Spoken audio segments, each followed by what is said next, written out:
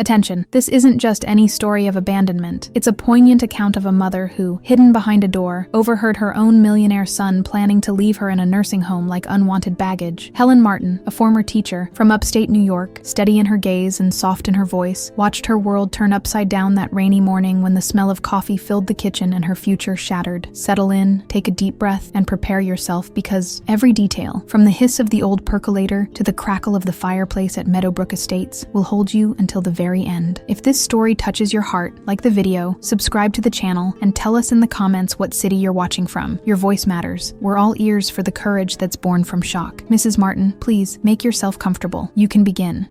Have you ever felt that pain that cuts deeper than any scalpel? The kind that comes when you unintentionally overhear the truth no one had the courage to tell you to your face. Prepare yourselves, because what I'm about to share isn't just a story of family betrayal. It's a testament to how, at 69, I discovered that my own flesh and blood, the boy I cradled in my arms, was planning to discard me like an old piece of furniture that no longer matches the decor. But life has its twisted ways of teaching us, and that conversation I was never meant to hear became the spark that reignited my dignity. This is my story, unvarnished, of how I transformed the pain of abandonment into power. Come closer and listen carefully, because perhaps you too will one day need to remember that it's never, never, ever too late to start over. I'm 74 now, and I still wake up with the same ritual. I put water on to boil, prepare my blue enamel percolator, the same one that's been with me for 4 decades, and wait for the coffee to start hissing, releasing that aroma that fills the whole kitchen. It was exactly in this everyday moment, 5 years ago, that my life turned upside down. My name is Helen Martin. I was born in Syracuse, but I've spent most of my life here in New York City. I was an elementary school teacher for 38 years in the public school system, the kind who still used real chalk and a paper grade book. Today, when I meet my former students, some now nurses, lawyers, even doctors, I feel it was all worth it. I still keep a box of their old essays, yellowed with time, but still able to make me smile. My husband, Tony, passed away almost 10 years ago, leaving me alone in that apartment in Queens we bought with so much sacrifice. It was a simple 2-bedroom, but cozy, with a small balcony where I kept my ferns and a basil plant. Our only son, Eddie, graduated in business from NYU and went on to get his MBA abroad. When he came back, he got into this world of startups and cryptocurrencies. I didn't really understand what he did, but I saw his wealth grow quickly. Eddie changed. The boy who was content with baseball cards now drove a BMW, lived in a penthouse in Tribeca, and spoke in dollars, bitcoins, and investments. His wife, Claire, always too elegant to give me more than quick hugs, seemed to consider my apartment too small for extended visits. "Mom, you need to update this place," Eddie would say, while looking disdainfully at my old furniture, especially my bookcase full of textbooks and my collection of miniature teapots. Actually, everything about me seemed outdated to him. My practical haircut, my clothes bought at Macy's, my tube TV that still worked perfectly. That rainy morning in February, it was unusually cold for New York City. The rain beat against the eaves of the window with a rhythmic patter, almost like a metronome marking time. The smell of freshly brewed coffee mixed with the aroma of wet earth that came in through the kitchen window. That's when Eddie's cell phone rang. He had forgotten it on my table when he went to the bathroom before taking me on a surprise outing he had promised. "I've already taken care of it, Claire. I found the perfect place for her. It's called Meadowbrook Estates. It's expensive, but it's worth it for our peace of mind. It has 24-hour nursing care, and she won't be alone anymore. Not to mention, we can finally use that guest room without the noise of loud television coming through the wall." The coffee spilled on my hand. I didn't feel the burn. I just heard the rest of that conversation over the speakerphone, frozen like a porcelain doll, while something inside me crumbled. 5 decades dedicated to educating children, including him, to end up as a burden to be deposited far from sight. I wiped up the coffee, took a deep breath, and decided to save my tears for later. Instead, I grabbed a small notebook with a daisy cover and started jotting down every word, date, and time. Maybe it was the teacher's instinct in me. Always document everything, keep records. Or maybe it was the beginning of a silent resistance I didn't even know I was capable of. The sound of the toilet flushing signaled his return. I hid the notebook in the dresser drawer, next to the copies of all the contracts I'd ever signed in my life. Another habit that Michael always called old lady stuff. When he came back, I smiled as if nothing had happened and said I was ready for the outing. He had no idea I already knew exactly where we were going. Sunrise Estates was as imposing as a miniature European palace with a beige marble facade and meticulously manicured grounds. The scent of imported lilies mingled with the artificial aroma of expensive air fresheners. We crossed the entrance hall on a red carpet that muffled our steps. Michael smiled, greeting staff as if he'd known them for years. "Mrs. Johnson, welcome." The director, Dr. Thompson, had that kind of smile that doesn't reach the eyes. Perfectly manicured red nails matched her lipstick. "Shall we have some chamomile tea while your son completes the initial paperwork?" I accepted the fine china cup. The liquid was too sweet, almost cloying. It heightened the bitterness of the moment. As she showed me the facilities, I noticed that all the doors had the same kind of electronic lock. "For security," she explained when she noticed my gaze. I observed elderly people in organized activities, some with vacant stares, others smiling mechanically at the uniformed caregivers. "Mom, isn't this wonderful?" Michael returned with a leather folder. "I signed everything. You're going to love living here. They even have yoga and computer classes. How many of you have children here?" I asked the elderly residents during lunch when Michael went to take care of financial matters with the administration. A lady with impeccably styled white hair lowered her eyes to her plate. A gentleman with a tremor in his hands whispered, "My son visits every Christmas, but my daughter, the adjustment week started that same day." Michael insisted that I try staying a few days to get a feel for the place. He brought only a small suitcase. "I'll pick up the rest of your things later." And my old cassette recorder that I used to record dictation exercises. On the third night, trapped in that room with light walls and hospital-like furniture, I tried to turn on the recorder to record my thoughts. It didn't work. I opened the cover and discovered that the batteries had leaked, damaging the contacts. How could I record the suspicious conversations I was starting to hear in the hallways? On the fifth day, from the window of my second-floor room, I saw Michael hand an envelope to the private driver who had brought him. The man nodded discreetly to the director who was watching from the gate. My stomach sank. That evening, the director called everyone to the main lounge. She announced that there would be an outing to Central Park the following Sunday. "Only for permanent residents," she emphasized, looking in my direction. "Visitors in the adjustment period need to finalize their residency contracts first." I went to the front desk after dinner. The new receptionist, a young woman with a nose ring, checked the system. "Mrs. Johnson, your departure is not authorized. Without a family escort. House policy for new residents. What about visits to my own house? I would need the signature of the responsible party." She lowered her voice. "Your son specifically requested that you remain here until you get used to it." I went back to the room, took out my Daisy notebook from the bottom of the suitcase, and started writing down every word, every rule, every schedule. What started as an outing had turned into a luxury prison. In the cold hallway, I heard someone crying softly. It was a middle-aged woman wearing a nursing uniform sitting on a discreet bench near the indoor garden. "Are you all right?" I asked. She quickly wiped away her tears. "Mrs. Johnson? Oh my gosh, is that really you? Lisa Miller?" I recognized her eyes. Even after so many years, she had been my fourth-grade student, always with neat pigtails and a shy smile. "Yes, Mrs. Johnson. I've been working here for 2 years as a nurse." She adjusted the badge attached to her light blue uniform. "I didn't expect to find you here as a resident. I didn't expect to be here," I confessed, sitting next to her. The indoor garden had artificial ferns and a discreet fountain whose murmur disguised our voices. "Actually, I think I'm trapped. In the following weeks, I discovered the extent of my confinement. My cell phone mysteriously disappeared during a physical therapy session. When I complained, I received another, a simpler one, suitable for seniors, according to the occupational therapist. It only had John's and the reception, desk's numbers programmed in it. The days dragged on with a routine controlled to the minute. Breakfast at 7:30 a.m., medication at 8 a.m., even though I didn't need daily medication. Monitored activities at 9 a.m. The feeling of being back in childhood, but without the freedom children have to run and explore, was suffocating. "Your son requested that you participate in cognitive stimulation activities," informed the psychologist, a young woman with round glasses and a condescending expression. "He's concerned about some episodes of forgetfulness you've apparently been experiencing." "What episodes?" I asked, feeling indignation rise in my throat. "Don't worry, it's normal at your storage. She smiled like she was explaining something obvious to a child. We're going to work to slow down the process. At night, alone in the room smelling of floral disinfectant, I'd open the window to feel the fresh air. The sound of the rain on the metal awning reminded me of the overhang on my porch back home. I sighed, thinking of my little apartment in Brooklyn, my plants probably dying, the books gathering dust. John visited me only twice that first month. On the second visit, he brought Sarah, who remained standing, checking her watch every 5 minutes. We're renovating the apartment, Mom. You're going to love it when you see how modern it is. And when can I go there? Better to wait until the renovation is finished. There's a lot of dust. It wouldn't be good for your allergies. I never had allergies. The humiliations were subtle, almost invisible to anyone who wasn't paying attention. The way the staff spoke louder when addressing me, as if age had affected my hearing. The way they decided what I should eat, wear, watch on television. The constant infantilization in the exaggerated praise when I did simple activities. Mrs. Eleanor completed the 100-piece puzzle. Wonderful, announced the recreation therapist as if I had solved a quantum equation, not a puzzle for 8-year-olds. One afternoon in the pastel-walled visitors' lounge with generic landscape paintings, I overheard the director talking to John's driver in the adjacent hallway. That apartment must be worth a fortune now. In that location? Yeah, and he's already negotiating with the developer. I don't think the old lady even knows her name's still on some of the paperwork. My heart raced. I tried to turn on my battery-powered recorder, secretly purchased by Ashley, but the battery failed at the crucial moment. I grabbed my little notebook and frantically wrote down what I could hear. That night, I couldn't sleep. The pillow felt like a stone, cold against my face. The rain had returned, beating on the window with an insistence that echoed my anguish. I closed my eyes and saw the face of Michael, my husband, telling me as he always did in difficult times, "Eleanor, you're stronger than you think." There, wrapped in a blanket too thin for the cold I felt in my soul, I made a decision. This wouldn't be the end of my story. It would only be the beginning of another. Ashley became my silent ally. During her night shifts, she'd sit on the edge of my bed and we'd talk in whispers. I learned that she had chosen nursing to honor the memory of her mother, who had died. Without adequate care in a public hospital, you always said we should use our talents to help others, she commented one night, adjusting my pillow. I never forgot that essay you praised about me wanting to be a doctor. I remember that essay, I exclaimed, feeling a spark of joy. I kept a copy in my memory box. Ashley's eyes lit up. You still keep our essays? All the special ones. Yours was among them. The following week, Ashley brought something hidden in her uniform pocket. Newspapers. Not just any newspaper, but specific clippings from the business section. I thought you should see this, she murmured, handing me the folded pages. It's about your son's company. The clippings revealed that John's crypto company was facing pressure from foreign investors. There were mentions of questionable practices and unrealistic return promises. A specialized columnist questioned the solidity of the venture. He's in trouble, I concluded, feeling a mixture of maternal concern and a strange sense of poetic justice. There's more, Ashley hesitated. I overheard him talking to the director about increasing your medication. You're not taking any controlled substances, are you? No, just vitamins that I've been taking for years. So, just be careful about any pills they offer you. Always ask to see the bottle. In March, they announced a new activity at the Sunny Meadows Retirement Home, Arts and Crafts. I signed up right away, seeing it as an opportunity. The instructor, Mrs. Johnson, taught us how to sew patchwork quilts that would be sold at the annual charity bazaar. The proceeds will go to the Home's Improvement Fund, she explained, handing out needles and thread. I worked diligently on those quilts, sewing not just fabric, but plans. My wrinkled fingers, which had graded thousands of papers over the years, now moved nimbly between colorful patches, creating intricate patterns that even impressed Mrs. Johnson. You have a real talent, Mrs. Smith. Your quilts are sure to be the most popular at the bazaar. Could I keep some of the money from the sales? I asked casually. She hesitated. Well, usually all the money goes to the fund. I understand. Then perhaps I should slow down a bit. I set down my needle, feigning disinterest. After a conversation with the director, they agreed to give me 20% of the sale price of my quilts. It wasn't much, but it was a start. My first independent income since I'd arrived there. As fall arrived, we sold the first quilts. The cab ride to the craft fair in Greenwich Village cost more than my total profit, but the outing was worth every penny. During those 2 hours of authorized freedom outside Sunny Meadows, I breathed in the city air, watched free people coming and going, and felt the gentle October sun on my face. At a cell phone stand at the fair, using my saved-up money, I bought a simple prepaid phone. The salesman, a young guy with gauges in his ears, quickly set it up while I looked over my shoulder, afraid of being discovered. Back at Sunny Meadows, I hid the phone in a box of sanitary napkins in the bathroom, a place I knew no one would touch. That night, under the covers, I accessed my old email, surprised I still remembered the password. Among dozens of unread messages, I found a confirmation from 5 years ago. Dear Mrs. Helen Smith, as requested, we confirm that your name remains as co-owner of 40% of the property located at Elm Street, Tom's apartment. The apartment he claimed was exclusively his. My heart nearly jumped out of my chest. I vaguely remembered signing documents to help Tom get financing for the purchase. He'd promised to transfer the property entirely to his name as soon as he paid off the loan, something that apparently never happened. I put the phone away and lay on my back, staring at the white ceiling. Moonlight streamed through the open window, painting shadows on the walls. For the first time in weeks, I smiled. A registered letter with an official letterhead arrived at Sunny Meadows on a gray Tuesday. My name, printed in cold letters, was on the envelope. My trembling hands barely managed to tear it open. It was a notice from the law office representing Tom. He was filing for partial guardianship against me, alleging incapacity for financial management and emotional fragility. Mrs. Smith, you look pale, said Mary, placing a hand on my shoulder. Should I call the nurse? I shook my head, hiding the letter in the pocket of my wool cardigan. The document mentioned medical reports I had never had, signed by a neurologist I had never consulted. The petition cited episodes of mental confusion and erratic behavior to justify the transfer of my assets to Tom's control. I can't believe he's gone this far, I confessed to Mary in the empty activity room. My own son forging medical records to take control of what I have left. Mary frowned as she examined the papers. That's a crime, Mrs. Smith. Document forgery. But if I report him, I'll ruin his life, I murmured as the rain started to patter on the eaves again. That same sound that had accompanied me on the day of the initial discovery. That night, unable to sleep, I called my son. His voice sounded sharp. On the other end, Mom, it's almost midnight. Why, Tom? Why this guardianship? A heavy silence settled before his response. You're confused. It's for your own good. The stocks you sold are affecting our family investments. Sarah's pregnant. We need financial stability. The news about a grandchild should have filled me with joy, but it came as a stab. My grandchild wasn't even born yet and was already being used as justification to silence me. Congratulations on the baby, I managed to say, but I won't allow you to declare me incompetent. Mom, be reasonable. You're almost 70. You're in a retirement home. These financial decisions are too complex for you at your age. You're the one who put me here, I retorted, feeling a flush creep up my neck. And this place isn't a retirement home. It's a gilded cage where you dumped me. If you keep playing the victim card, you'll only prove my point about your emotional instability, he said, with a coldness I never imagined hearing from the boy I once cradled in my arms. The next morning, the director of Sunny Meadows called me in for a friendly chat. In her office, which smelled of cleaning products masked by cheap potpourri, she informed me that my frequent outings were causing concern. Your son is very distressed, Mrs. Henderson. He called me just yesterday, worried about these initiatives of yours. At that moment, I realized that the walls of Sunny Meadows had closed in even tighter around me. My small freedoms were being strangled. David wasn't just trying to control my money. He was trying to erase my autonomous existence. I left feeling the weight of moral betrayal. In the hallway, I passed a mirror and barely recognized the woman reflected. Thinner, hair whiter, but eyes surprisingly alive, shining with a determination I didn't know I still possessed. 3 sharp knocks on the door announced the arrival of Mark, my former student, now a lawyer. He entered with a worn leather briefcase under his arm and an air of someone who hadn't slept well. We sat on the small bench in the sunroom of Sunny Meadows, away from the watchful ears of the administration. Mrs. Henderson, I got the documents you asked for, he said, opening the briefcase carefully. And I found something you need to see immediately. Among the yellowed papers was a loan agreement made 15 years ago, when David started his company. I vaguely remembered signing something to help him, but I never imagined what it really meant. You didn't just put your your condo up as collateral," Mark explained, pointing to a clause in fine print. "You actually transferred 40% of the property that was to be bought with that money into your name." My heart leapt. "You mean—" "Yes, Mrs. Henderson. That penthouse where your son lives, legally, 40% of it is your property. There, under the weak winter sun that penetrated the glass roof, I felt a spark of hope ignite. It wasn't just a financial discovery. It was proof that I wasn't as powerless as I thought. "But this changes everything," I murmured, touching the document as if it were something sacred. "There's more," Mark continued. "The medical report your son submitted in the guardianship petition was signed by Dr. Reynolds, correct?" I nodded, recalling the name on the document. "I contacted the state medical board. That doctor has been retired for 3 years and confirmed he never treated you. We have grounds for a counter notice and possibly a charge of forgery." A chill ran down my spine. Using this information would mean exposing David to criminal charges. No mother wants to destroy her own son, even when betrayed. "I don't want to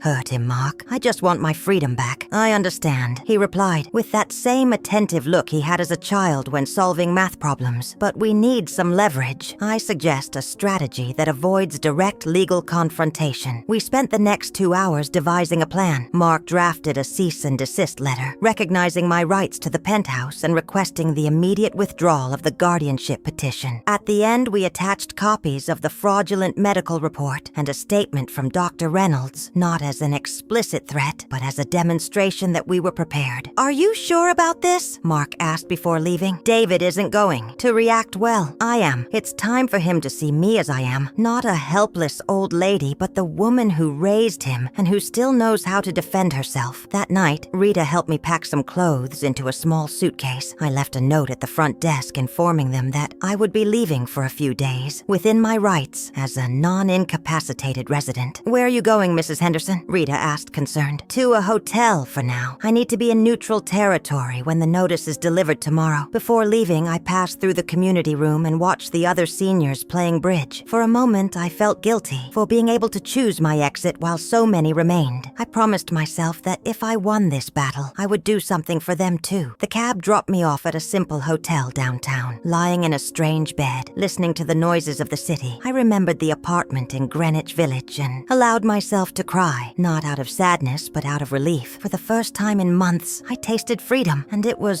sweet as a morning coffee. The notice arrived at 9 in the morning. By 11, my cell phone was ringing nonstop. I ignored the first 6 calls from Chris until I finally answered. "Where are you?" His voice trembled between anger and worry. "Do you have any idea what you're doing?" "I know exactly what I'm doing, son. I'm reclaiming my dignity." A heavy silence preceded his next words. "I never thought you'd threaten me with a lawsuit. I never thought you'd falsify medical reports to try and get me declared incompetent," I replied, surprising myself with the firmness in my voice. "I just want what's rightfully mine, Chris. I want respect and autonomy." Negotiations began that same week. Mark represented my interests in meetings with Chris's lawyers while I stayed. In modest boarding houses, changing addresses every few days, not out of fear, but to prove to myself that I could manage on my own. The first step of overcoming came when Chris withdrew the competency case. It cost me a few sleepless nights, wondering if I wasn't being too hard on my only son. But the memory of his words on the phone with Sarah strengthened my resolve. The second step was more challenging. The negotiation about my rights to the penthouse apartment ran into legal obstacles. Chris argued that I had signed later documents, giving up those shares. Mark requested certified copies, which never appeared. "We'll have to file a court order to subpoena the documents," Mark explained. "This could take months." "I don't have months. I have days," I replied, mentally calculating my dwindling savings. Linda came to visit me at the small boarding house in Greenwich Village, where I was staying that week. She brought fresh bagels from the bakery and news from the Sunny Meadows retirement home. "A lot of residents miss you, Mrs. Eleanor, and there's a rumor going around about your case. The director seems nervous." It was Linda who gave me the idea for the third and most significant step. She worked part-time at another assisted living facility, Serenity Place, known for its semi-independent living program. They have small apartments where seniors can live with autonomy, but with support when needed, she explained. And they have an opening. I scheduled a visit to Serenity Place the next day. The place was simpler than Sunny Meadows. No marble in the entrance or nurses in spotless uniforms, but there was a warmth that made me feel at home immediately. And most importantly, they accepted residents residents who still managed their own finances. Using part of my social security and some saved money, I signed a contract for a small studio apartment. It was a risky investment, considering that the battle for my rights to the penthouse wasn't over yet, but it represented my independence. When I told Chris about my move, he seemed genuinely surprised. "Are you sure about this? Does this place have the right structure for your needs?" "Yes, Chris. My needs include the freedom to decide when I go out, what I eat, and how I spend my money." The move took place on a September morning. My few clothes, favorite books, and enameled coffee pot fit into 2 suitcases and a few boxes. The small apartment had a window that overlooked an inner garden where other residents grew herbs and flowers. I arranged my belongings with care, placing the coffee pot in a prominent position in the tiny kitchen. That night, alone but not lonely, I brewed my first coffee in my new home. The familiar smell filled the room, bringing tears to my eyes. Each sip was a reminder that, at 70, I was starting a new life, smaller in space, but infinitely larger in possibilities. October arrived with warm breezes announcing a late fall. My little apartment at Serenity Place gained personality every day. An embroidered pillow here, a pot of violets there. In the mornings, I drank coffee on the communal porch, exchanging recipes and stories with other residents who, like me, had chosen an active old age. The news that would change everything arrived on a Wednesday afternoon. Mark showed up without warning, his face lit by a smile that barely fit on his lips. "Mrs. Eleanor, we did it. The real estate company presented all the documentation, and there's no paper signed by you giving up your shares of the penthouse. Your son will have to acknowledge your 40% ownership of the property." I hugged him, feeling a mixture of relief and sadness. The victory was sweet, but the bitter taste of family rupture still lingered. In the following weeks, with Mark's mediation, I reached an agreement with Chris. He could continue living in the penthouse, but he would buy my share in monthly installments that would guarantee my financial security. The first deposit was already in my account. "What are you planning to do with all that money?" asked Susan during our morning walk through the garden. I smiled, looking at the flowers the long-term residents had planted. "I have a few ideas." On a crisp November morning, I called a meeting in the community room at Meadowbrook Estates. All the residents were there, curious about the announcement I had promised. With slightly trembling hands, I unfolded a piece of paper and read, "I am pleased to announce that I have just established the New Beginnings Foundation, dedicated to providing legal and financial support for seniors seeking autonomy and dignity in their later years." I explained that a significant portion of the money I received from my share of the penthouse sale would be allocated to a fund that would help seniors without resources access decent housing and legal assistance. Michael would be the legal director, and Susan would coordinate case management. The warm applause made my heart race. For the first time in a long time, I felt that my existence not only mattered, it could transform other lives. A week later, I received an unexpected message from David asking to visit me. I agreed, my heart heavy with anticipation. He arrived promptly, bringing a package wrapped in brown paper. He looked thinner, with dark circles under his eyes that betrayed sleepless nights. "Mom," he began, his voice choked, "I brought something that used to be important to you." I unwrapped the package carefully. It was my old blue enameled coffee pot, the same one I had left at the apartment when I was taken to Willow Creek, the one that marked the beginning of this whole journey with its familiar clatter. I found it when we were organizing the apartment. "For the baby," he explained. I remembered how you always said that good coffee only comes from the old pot. Our eyes met, both welling up. The silence that followed was no longer one of accusation or resentment, but of recognition. "You're going to have a child soon, David," I finally said, "and you're going to make mistakes, like we all do. But I hope you learn what it took me 70 years to understand. Respect isn't demanded, it's earned." He nodded, wiping away a stubborn tear. "Ashley is 7 months along now. It's a girl. We're going to name her Haley." That night, I made coffee in the old enameled coffee pot. The familiar smell filled my little apartment, but this time it didn't bring pain, just the certainty that cycles can be renewed. The rain started to fall outside, the drops pattering on the windowsill like on that fateful day. But now, instead of fear, the sound brought me comfort, the reminder that even the most intense storms eventually pass. Tomorrow, Michael and I will finalize the last details of the foundation. Next week, David will bring Ashley to see my new home. In January, my granddaughter will arrive in the world, and I will be there, not as a submissive grandmother grateful for scraps of attention, but as a woman who has regained her place in in the family and in the world. The road was painful but necessary. And if there's one thing I've learned in my 74 years of life, it's that it's never too late to start over, to redefine the terms of your own existence. Every morning, when the coffee gurgles in the pot and its aroma fills my kitchen, I smile remembering that the same courage that made me a teacher for 4 decades also saved me from the silent abandonment that many my age accept as their fate. If you also carry scars from family betrayals, know that there is hope beyond the pain, and that sometimes you have to lose your fear to find your own voice. If you were moved by Helen's story, be sure to subscribe to the channel for more inspiring stories like this. Leave a like to strengthen our community of real stories, and comment on where you're watching from. Your experiences and reflections enrich our sharing space. Until the next story.